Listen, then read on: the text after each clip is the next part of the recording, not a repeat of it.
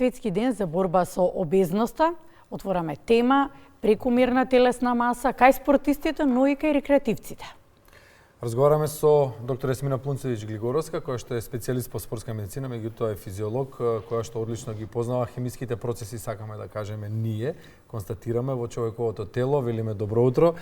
Освен тоа што сте докторка, се занимавате и со спорт, и со спортски активности, сериозно внимавате и на исхраната, така што сте една од најповиканите според нас да бидете ова утро со нас. Добро утро. Добро утро, добар ден. Ви благодарам на поканата. Докторка, што представува обезност? Обезност или обезитас е присуство на зголемено количество на масно ткиво во телесниот состав на една особа. Во многу земји, во многу држави во светот, обезност е прогласена за медицинска состојба, бидејќи предизвикува низа на пореметувања во здравието, кои што се директно поврзани со обезност. Обезност, дебелина, гојност се, мислам, не сум стручњак за за јазик, за терминологија, али се синоними, кои што ги употребуваме за таа состојба кај одредена личност.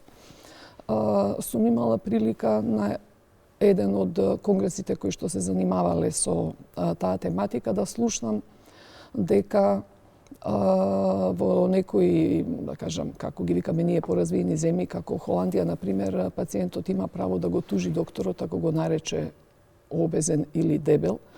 И во врска со тоа разговаравме со колеги од Институт за јавно здравје кои што исто така многу се занимаваат со оваа тема и кои што веќе викаат дека веќе постои еден идиом, да кажам, еден израз за лица со обезност, за индивидуи кои што живеат со зголемена дебелина, зголемена телесна тежина, што не е исто, нели? Зголемена телесна тежина и обезност. Обезноста ја дефинираме или ја диагностицираме преку параметри на обезност. Најпопуларен параметар на обезност е body mass index или индекс на телесна ухранетост, кој што е популарен баш затоа што може лесно да се пресмета сопствената тежина во килограми, да се подели со висината во метри. Сега, ако сум тешка... Тоа секој од нас може. Да, и тоа може секој да го пресмета, затоа е тој толку популарен и има вредности од до колку е нормален. И ако е нормален од, не знам, 19,5 до 25, или 24,9, од 25 до 29,9 е со зголемена тежина, со body mass index над 30 е обезност, а морбидна обезност или морбидна гојност е над 40. Гледаме сегменти од спортски надпревари, од спортисти, ќе зборуваме за токму за нивниот живот, за рекреативците, за професионалците. Јована, ќе го најавиме линковското вклучување на... Да, следна е колешката Анита Никучева Јованчев за здравите навики кај активните спортисти. Ани, добро утро веќе по втор пат. Во оваа тема имаш вистински еден репрезент за тоа што се здрави навики за целото семејство. Вниманието е кај тебе, те слушаме, повели. Да, добро утро по втор пат. Здрави навики кај активни и кај професионални спортисти. Тема на која утрово разговарам со нашиот атлетичар и маратонец Александар Краџиев. Добро утро. Како си, Александар, утро? Добро утро, Ани, и добро утро на сите гледачи на Македонската радио телевизија. По кој знае кој пат, нели, дискутираме нешто на тема спорт, здрави навики и исхрана и така. Како започнува едно утро на професионален спортист, во случајов атлетичар, маратонец? Како и секој утро, нели, се наоѓаме малку смрзнати од сабајле. Започнува со тренинг од сабајле, бидејќи ете така, не знам, како да речем, некоја веќе многу долга рутина постанала со тек на годините. Јас сум веќе колку 28 години во атлетиката и така се испоставило дека најубаво се чувствувам од сабајле кога ќе го изработам тренингот, па после целиот ден ми, како да речем, ми стои на располагање. Убаво се чувствувам, особено ако тренинг еден фин се изработи, така што целиот ден веќе продолжува во едно убаво издание. Како се создаваат здравите навики кај спортистите? Дали можеби појадокот е клучен за енергија која што ви е потребна во текот на целиот ден? Како да се изразам, многу психолошко, многу филозофско прашање тоа како се создаваат здрави навики, и јас сметам дека еве по мене, гледајќи кроз моја призма, дека треба едноставно тоа да го сакаш да го работиш. Јас сум, како што реков, 28 години во атлетиката. Атлетиката заеме во Македонија на кое ниво ја зборуваме финансиски, и ако сум гледал низ таа призма на финанси и на средства, до сега не сум требал ни 1 метар да потрчам, а веќе речи си 3 декади трчам и не планирам да престанам, така што како да речем, тоа е една карика, една нишка која трае со години, и тоа го сакам. На тој начин ја создавам таа рутина, продолжувам да трчам. Сега се занимавам и со тренерство во последните, да речем, можеби интензивно 5-6 години, детска атлетика, возрастни тркачи припремам, така што се надоградувам во тој дел. Моите навики кои што сум ги стекнал, продолжувам и ги пренесувам на оние со кои што работам. Да, ги споменавте најмладите генерации, го пренесувате вашето знаење на сите дечиња кои што сакаат да учат кај вас. Дали таа најмала возраст е клучна подоцна за развој на врвен спортист? И повторно ќе ја споменам храната. Внимаваат ли децата што јадат? Ќе започнеме со појадокот, кој што секако е најважен. Да, еве ја ќе одговорам на првото прашање, дали е таа детска возраст клучна? Да, клучна е. И би напоменал дека не клучна во развој, затоа што многу погрешно сваќање имаат родителите, особено во нашата заедница, дека нели од тие мали возрастни одма очекуваат да постанат светски шампиони, или не знам, во делот на фудбалот да бидат Меси, или во атлетиката да бидат Усеин Болт и така натаму. Не, во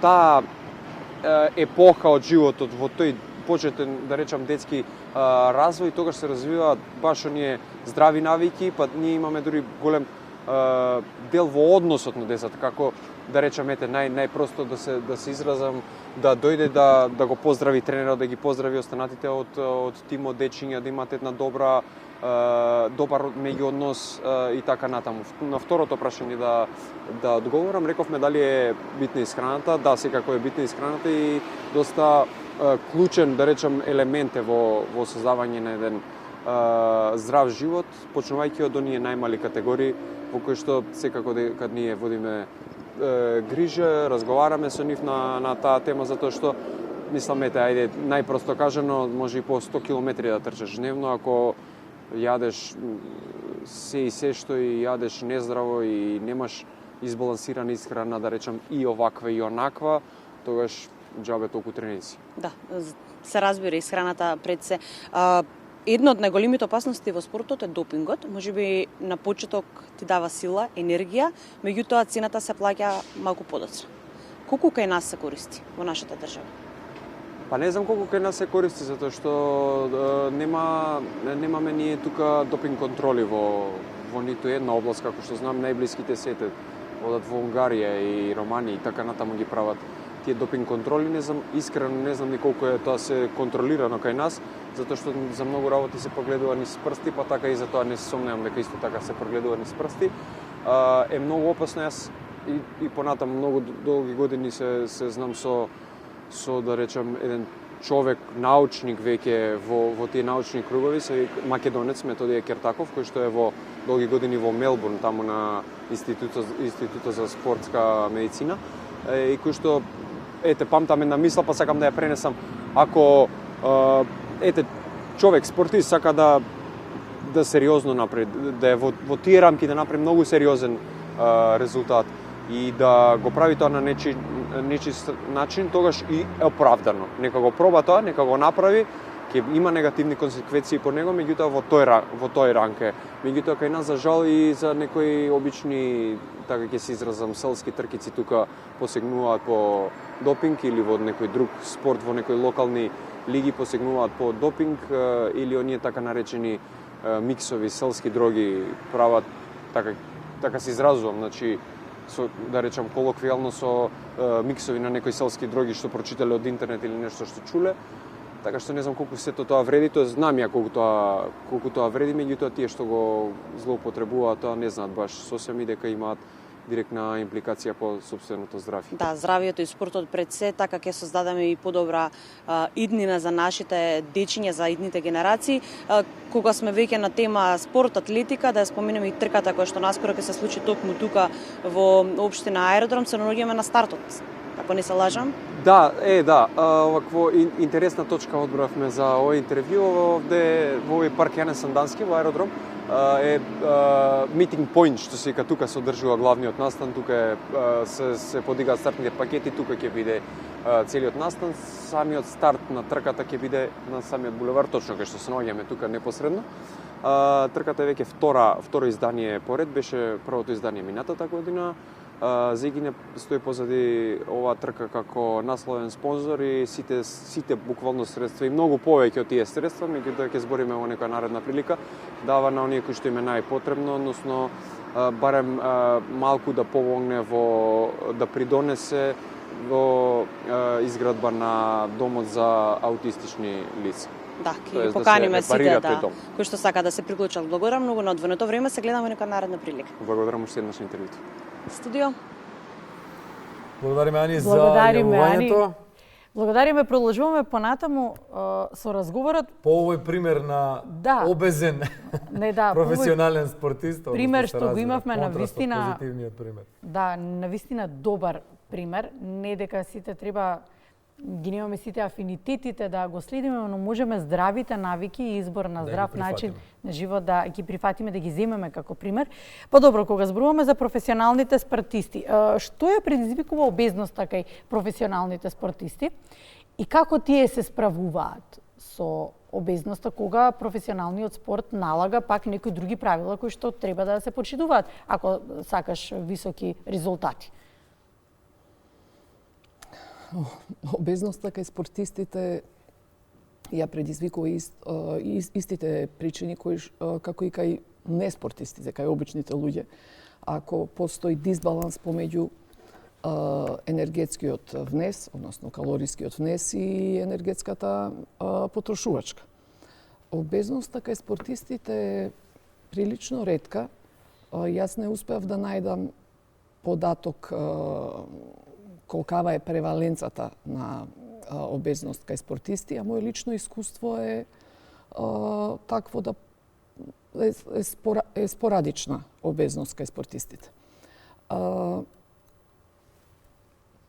Некои, претходниот соговорник беше од спорт, од атлетика, некои, например, атлетски дисциплини подразбираат да биде спортистот крупен, тие што се фрлачки, например, не знам, дискови, џуле, иако сега гледаме на надпреварите се помалку така гојни, обезни, да кажеме, фрлачи на ѓуле. Сакате да кажете дека се менува перцепцијата дека доколку има телесна маса повеќе, дека тој е по јак, така, дека се менува перцепцијата која што можеби и кај нас во општеството модерните спортисти се поуспешни, се покрупни, а тоа што викаме покрупни, поголеми, секогаш не се должи на големината на мускулното ткиво, понекогаш и заради присуство на зголемен процент на масно ткиво. Масното ткиво е неопходно да постои во одреден процент заради здравието, заради општото здравје и како извор на енергија, но не треба да биде присутно на сите спортисти. Зголемена масна компонента име терет. Име зголемен терет при изведување на нивните спортски задачи. Сега, во некои спортови, например, како што се боречки спортови, каде што има тежински категории, по-ниските, да кажам, ситните, по-лесните надпреварувачи, мораат многу да внимаваат да останат во својата категорија, додека оние што се во по-тешките категории, као некој плюс, не знам, 90 плюс или 100 плюс, не мораат да внимаваат и тие брзо ја качуваат тежината и кај нив е поприсутна, повисоке, да кажеме, обезити, степен на гојност, кој што ние конкретно на Институт за физиологија со био анализа го добиваме, и тие диагностички параметри на обезитета се повисоки, но тие не се да кажеме толку високи како кај обична неспортска или рекреативна популација. Во некои спортови, како што е бодибилдинг и фитнес, каде што имаат период на подготовки, кога ја зголемуваат масата, за да добијат мускули, индивидуално е како кој успева да ја одржи тежината и да создава нова маса, но во тој преднадпреварувачки период исто така тие се по дебели, имаат повисок процент на масно ткиво отколку во надпреварувачкиот период. Интересно е кај спортистите обезитас од кога ќе престанат да се занимаваат со спорт. А што тогаш по нивното здравје, доколку не се одржуваат? Така, тука би требало да кажеме спортската медицина, медицината воопшто да обрати повеќе внимание што се случува кај спортисти кои што престанале да се занимаваат со спортот, бидејќи ние знаеме, лаички да кажеме, му се расширил желудникот од тоа што јадел многу.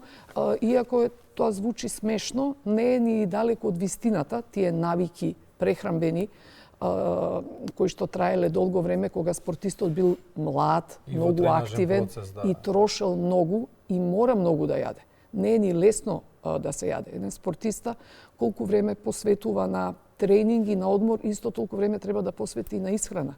Треба да ја обмисли исхраната, треба некој да ги подготви тие најмалку 5 оброци. Треба некој да ги изеде.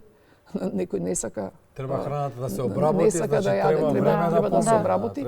Сега кога ќе помине, ако останат тие навики, кога ќе се повлече од спортската сцена и ако престане да се занимава со спортот, големи се шансите дека ќе се зголеми дебелината, односно телесната тежина во корист на масното ткиво, и тука е неопходно спортистите да се советуваат со спортски диететичари, со стручњаци кои што ќе ги најубаво посоветуваат што да прават за да ги спречат несаканите појави. Една многу важна тема. Го споменавте бодибилдингот, суплементација и недозволени супстанции, тоа е темата на изјавата што ќе ја слушнеме сега од Бома Ѓуровски, председателот на Бодибилдинг и фитнес Федерацијата на Македонија, па ќе се вратиме во студиото, колешката Симона Илијеска беше на терен и го донесе материјалот. Првенствено да ви кажам дека суплементите или додатоците во исхрана се крајно безбедни за користење и за употреба. Дали ќе ги користите или нема да ги користите зависи од која е вашата цел. Доколку се занимавате чисто рекреативно со бодибилдингот и фитнесот, тогаш и немате некоја потреба да ги користите. Меѓутоа, доколку вашата цел е да напредувате во обликувањето на вашето тело, значи да ги поместите оние граници кои што ги има на вашето тело, значи да изгледате поинаку, тоа значи дека вашите тренинзи ќе бидат крајно поинтензивни, понапорни и тогаш веќе е потребна поголема калорична исхрана, тогаш веќе суплементите или додатоците во исхраната се нужно потребни за да ви помогнат во опоравување и да се вратите назад на тренинг одморени, опоравени и да можете повторно да го повторите истиот интензитет. Да, како треба да се употребуваат, како се користат во исхраната, дали некој треба токму и суплементите да ги препише? Вака се, тие додатоци во исхрана во моментов можете да ги набавите во специјализирани продавници во Република Македонија, меѓутоа истите можете да ги најдете и во апотеки, во поголемите вежбални, а што е најинтересно можете да ги најдете достапни виси во сите маркети. Самата нивна достапност кажува колку се тие опасни или колку се неопасни. Убаво би било доколку во теретаните кај што вежбат имате стручни лица со кои што можете да се посоветувате. Обично тоа се или тренери кои што има завршено нутриционизам, или нутриционисти, или некој од оние тренери кои што има долгогодишно искуство. Меѓутоа, доколку ги користите на начинот на кој што е пропишано на самата етикета, на самата амбалажа, тогаш што имате никаков проблем. Допингот е составен дел на сите спортови, така да и бодибилдингот и фитнесот не се имуни на таа болка. Она за кое што во моментов ме прашувате, тоа е веќе злоупотреба на лекови.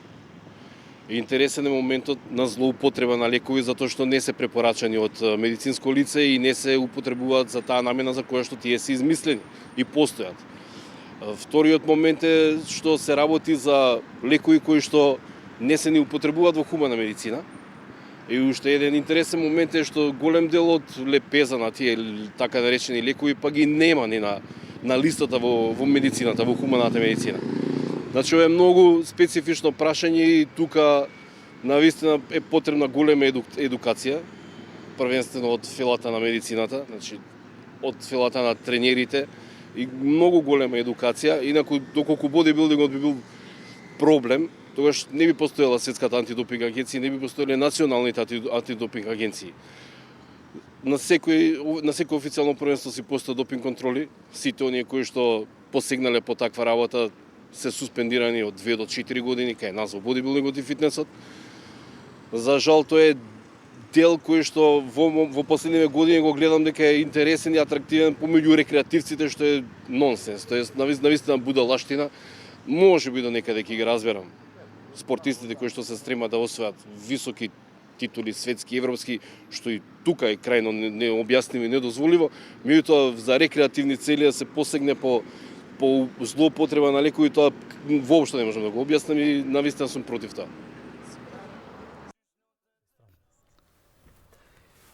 Слушнавме што велат бодибилдерите, да видиме што велат докторите. Таа е таа значајна тема на која што сакаме посебно внимание. Суплементи. Какво влијание имаат тие на организмот, особено за, ајде ќе ги споменеме и рекреативците, но и професионалните спортисти? Суплементите се смислени со цел да му помогнат на тој што ги зема, да надополни нешто што можеби не можел да земе со вообичаена исхрана. И сега ние сме сведоци сите на бум кој што се случува во индустријата на производство на суплементи, веројатно е можда и најрекламираните производи на сите медиуми. Се чини дека секој кој што ќе се одлучи да вежба, да се грижи за себе рекреативно, дека треба да зема некаков суплемент. Па така е, веќе тоа ни станува као нешто нормално и бројни испитувања докажа дека во последните 2-3 децении околу 2/3 од елитните спортисти земаат суплементи, а веројатно земаат и останатите, али можда не сакаат и да кажат. Сега суплементи се многу широка палета на суплементи за кои што може да зборуваме од спортска храна преку медицинска суплементација, таму каде што е неопходно да се надокнади недостиг, дефицит на некој минерал, витамин или некоја друга супстанца, ергогени суплементи кои што имаат за цел да му дадат повеќе сила, ефикасност на тренинг и подобра одложување на заморот, подобар опоравок. И сега има и нова група на суплементи која што се нарекува и супер храна, која што комплетно ги опфаќа сите потреби на еден спортист. Но вие ме прашавте како влијае врз организмот. Да, како влијаат тие на организмот. Да. Најголемите светски меѓународни организации кои што се занимаваат со испитување на спортска исхрана имаат табели, поделби, класификации за овие суплементи и нивниот ефект кој што е научно доказан и со силината на научните докази е поделена во неколку категории, највисоката е 1А, 1Б, 2А, 2Б, 3 и така натаму, и многу малку влегуваат во тие 1А и 1Б. Значи, за многу малку суплементи е докажано дека имаат ефект врз спортската изведба. Дека навистина имаат ефект врз спортската изведба.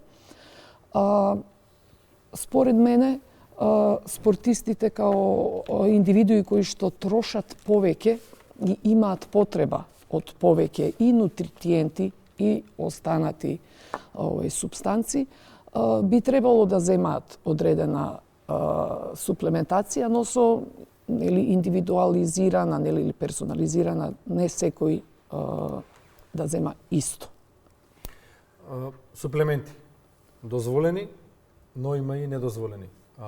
Дали се свесни оние што ги консумираат недозволените супстанции за ефектите што ќе ги имаат понатаму врз нивниот живот, врз идните нивни поколенија и така натаму сите? Да, главното прашање, главниот мит, еве да го разјасниме, е дали има тие ефекти во репродукцијата, понатаму во гените.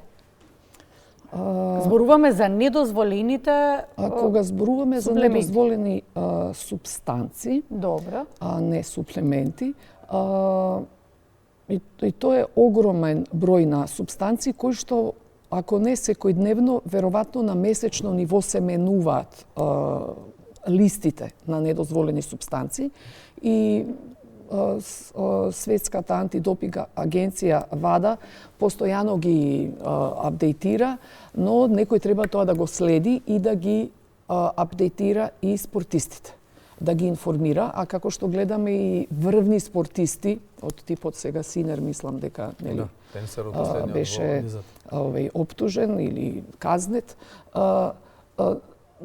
најверојатно не бил свесен дека таа некоја супстанца не е дозволена. Наводно ја примил преку масажи, преку лекови. Се е возможно. Претходниот соговорник кажа дека суплементите апсолутно не се штетни, но на жалост морам да кажам дека тие не зборуваме за штетни, но во фабриките каде што се произведуваат суплементите, во истите тие фабрики се произведуваат и некои супстанции кои што имаат ергоген ефект, а кои што се забранети на спортските надпревари. И сега може и во витаминот С, банализирам, да се најде трага од некоја недозволена супстанца, затоа што таа супстанца поминала низ истите цевчиња во фабриката каде што се произведува. Така да, значи, постои тоа вкрстено загадување во индустријските капацитети каде што се произведуваат. А вие кога ме прашувате дали е штетно за репродукција, да, веројатно дали може во гените мислите да на се пренесе стероидните хормони, односно на андрогените хормони, за кои што како нус ефект некако ни е воочлива и најупадлива таа појава дека може да предизвика стерилитет заради тој негативен фидбек механизам врз база на која што се контролира продукција на хормоните и кај мажите и кај жените. Мислам дека не е тоа толку честа појава. Многу почести се други негативни појави врз здравјето на кардиоваскуларниот систем, на метаболичките заболувања кои што може да настане заради употреба на таков вид на недозволени супстанци, а премалку време е поминато за да може да знаеме како ќе делува на следните генерации и на некој начин е табу тема меѓу спортистите, ретко кој ќе признае дека земал нешто недозволено, па за да може да се направи некој лонгитудинално истражување што се десило во потомството на тие што користеле. Во секој случај препораката е да не се земаат. Затоа се забранети. Затоа се забранети. Ви благодариме што бевте наш гостин денеска.